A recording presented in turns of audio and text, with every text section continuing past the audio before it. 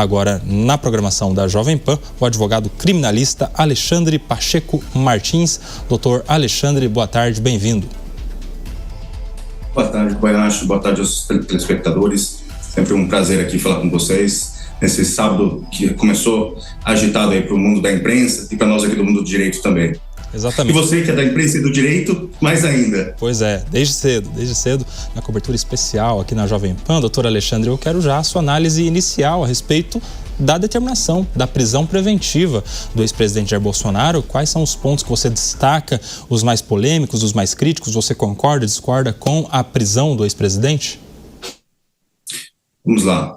Acho que o principal ponto que me chamou a atenção é o fato de que a Polícia Federal fez esse pedido muito antes de vir à tona essa história de tentativa de rompimento dos lacres da tornozeleira. Ou seja, esse era um pedido que já estava em curso, independente da questão da tornozeleira.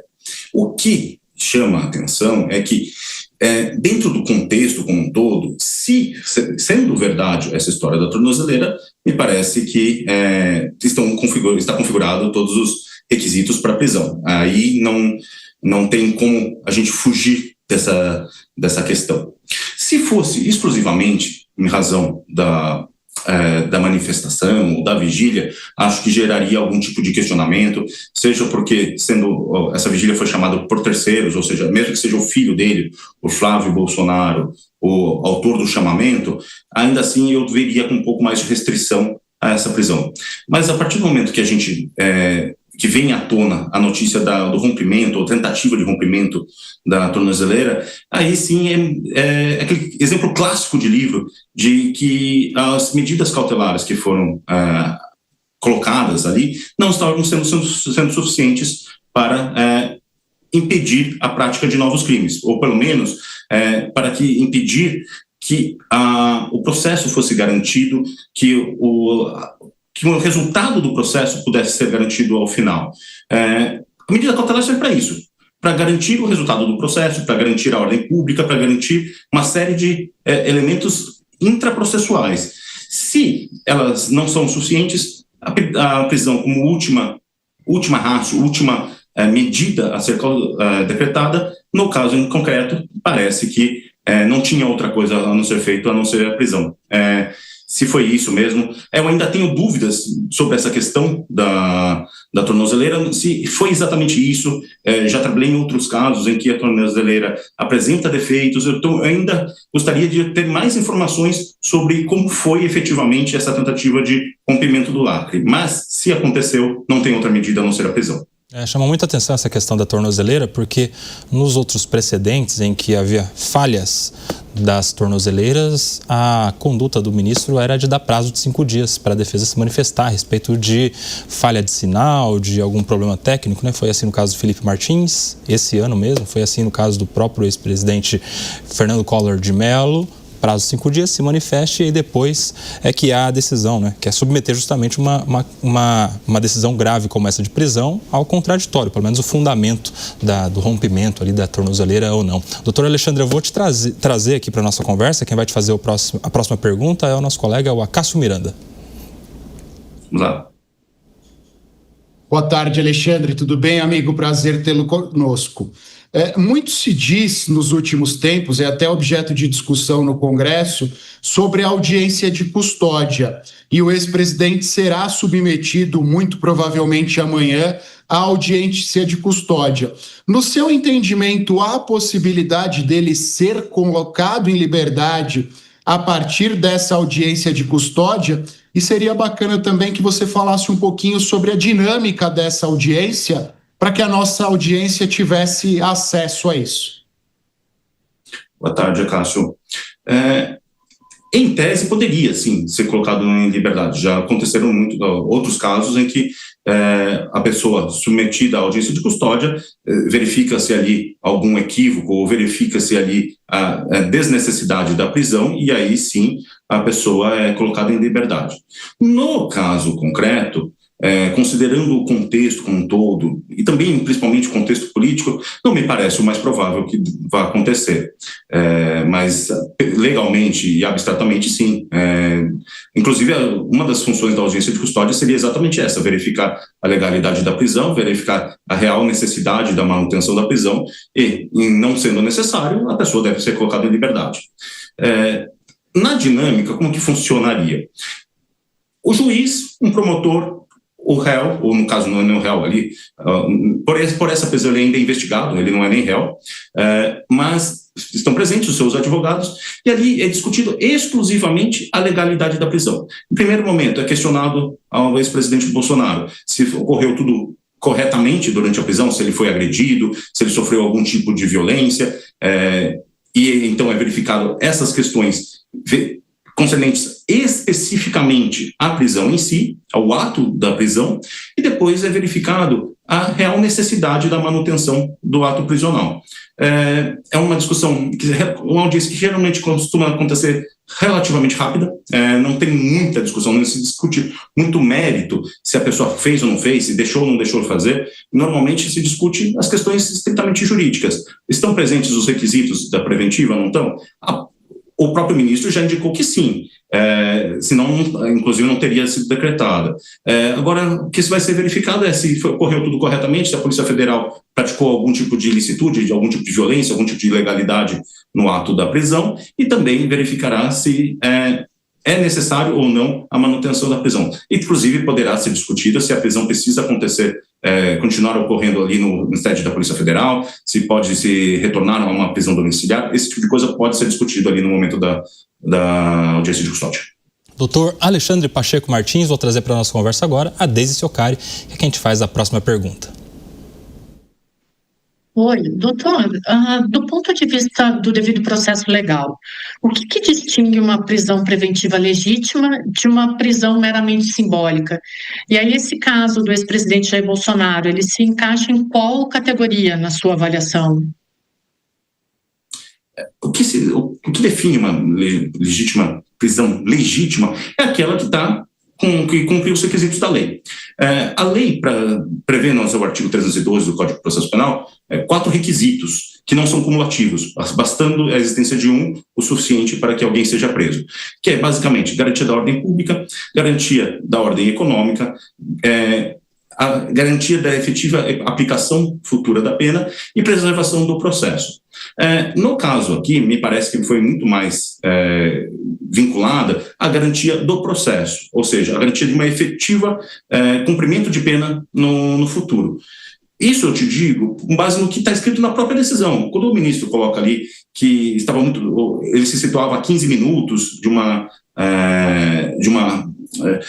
embaixada, que estaria a tentativa de rompimento do lacre, ou a própria existência dos atos ali ecumênicos, ou a vigília que seria feita ali, a vigília religiosa, indicando que isso poderia gerar algum tipo de dificuldade para o futuro cumprimento de pena, e também gerando ali algum tipo de constrangimento ou uma retomada dos ataques pelos quais o ex-presidente acabou sendo condenado. Sendo simbólico, seria aquela prisão em que foge totalmente, 100% dos regulamentos legais. No caso, o que me pega efetivamente e o que me leva a tecer uma consideração no sentido de que é válida essa prisão é exclusivamente a questão da tentativa de rompimento dos lacres. Essa é o ponto que, ao mesmo tempo, me gera dúvidas, porque já vi acontecer situações em que a tornozeleira apontou que estaria sendo tentado a qualquer tipo de rompimento, e não era exatamente isso que tinha acontecido, ou seja, por sendo um equipamento eletrônico apresenta falhas. Por outro lado, sem sendo verdadeiro isso, não tem o que fazer dentro da legislação brasileira a não ser prender. Essa é a verdade, não tem mais outra opção. A medida cautelar da tornozeleira é uma medida intermediária, a medida de prisão é a última. Se a medida da tornozeleira não foi o suficiente, não tem outra opção, a lei não dá outra opção senão a prisão. Agora a pergunta é do Elias Tavares, doutor Alexandre. Doutor Alexandre, é uma alegria falar com o senhor. A minha pergunta, ela vem muito mais até de um objeto de curiosidade, por não também entender do tema, né? A gente está falando de uma pessoa que está presa em casa, né? Ou seja, num regime diferenciado, que está com a tornozeleira e com escolta ali da Polícia Federal, ou seja, eu entendo que é um preso já pela responsabilidade da Polícia Federal. Essa tentativa da tornozeleira, por si só, ela é suficiente para poder ter essa prisão em regime fechado? E, no ponto de vista também jurídico, existia uma outra alternativa menos danosa ou não? Ele sempre vai existir. A verdade é que sempre vão existir possibilidades. Depois do fato consumado, a gente vai pensar, olha, poderia o ministro ter intimado a defesa para explicar em 5 dias? Poderia ter uma possibilidade dos próprios verificadores da tornozeleira irem até a casa para ver o que está acontecendo? Existiria. Mas o que o ministro coloca na decisão judicial é o seguinte, nós temos aqui exemplos práticos de outras pessoas vinculadas ao presidente, ou pelo menos vinculado ao campo político do presidente, que fugiram às suas responsabilidades ou fugiram à lei no período recente. Ele tem ali um escopo ou um contexto que levou ele a tomar essa decisão. Eu tenho alguma restrição a essa interpretação, porque, de alguma forma, você acaba terceirizando a responsabilidade.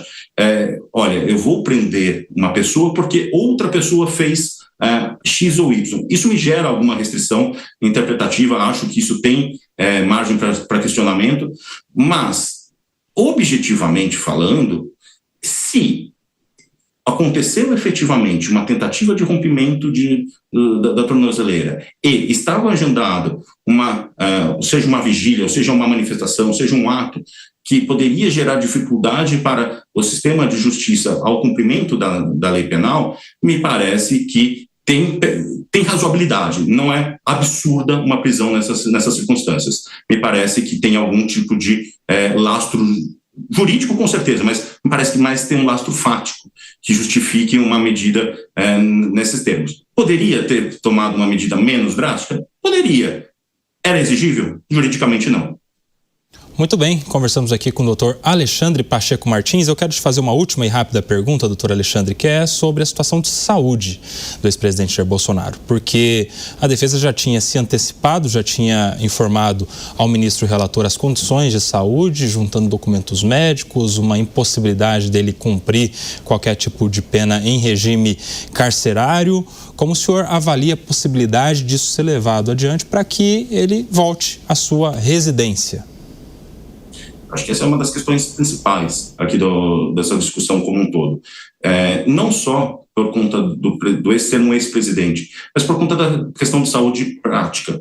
Seja quem for, podia ser o Alexandre, poderia ser o ex-presidente Jair Bolsonaro, poderia ser qualquer pessoa que, tendo uma possibilidade de passar por penúrias acima do que a lei determina em termos de cumprimento de pena, não faz sentido a gente correr o risco, enquanto sociedade, que uma pessoa possa vir a morrer no cumprimento de pena. Inclusive, é a responsabilidade do Estado garantir a melhor forma de cumprimento de pena e o menor sofrimento possível. Já é um sofrimento, é natural que eu seja, mas numa situação como essa, me parece muito, mas muito razoável que se adotem todas as providências para evitar qualquer mal ao ex-presidente. Não porque é o ex-presidente Bolsonaro, não porque é a pessoa A, B ou C, é porque efetivamente não se deve, de forma alguma, permitir um sofrimento, ou pelo menos havendo uma possibilidade, e a gente sabe das comorbidades que o ex-presidente tem, seja por conta das suas questões médicas, seja por conta da facada, seja por N fatores que ele tem ali, questões físicas e questões de saúde, não se deveria, de forma alguma, permitir, pelo menos, correr o risco que algo pior possa acontecer. Então, nesse contexto, acho que estar ali na sede da Polícia Federal é um mal menor do que se fosse para o sistema prisional comum, mas, em sendo necessário, eu não vejo nenhum motivo para que não seja determinada uma prisão domiciliar, uma prisão menos gravosa, uma prisão em que ele tenha as melhores possibilidades de cuidados físicos e cuidados de saúde. Muito bem, conversamos aqui com o doutor Alexandre Pacheco Martins, advogado criminalista, nos ajudou a entender todo o cenário jurídico envolvendo a prisão preventiva do ex-presidente Jair Bolsonaro. Doutor Alexandre, muito obrigado pela sua participação, sempre um prazer te receber aqui na Jovem Pan.